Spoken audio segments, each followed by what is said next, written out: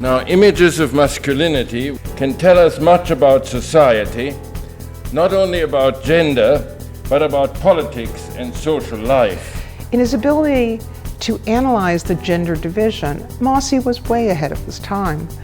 Scholars were only beginning to recognize gender as an important historical variable. A stereotype accepted by some women, but also a reflection of men's fears that women might challenge their dominance. In many ways, then, Mosse's ideas at the time were pioneering. Taking up and developing novel historical approaches, he tried to understand the cultural expressions of nationalism and their links to sexuality and gender. I sincerely hope you will enjoy. Thank you.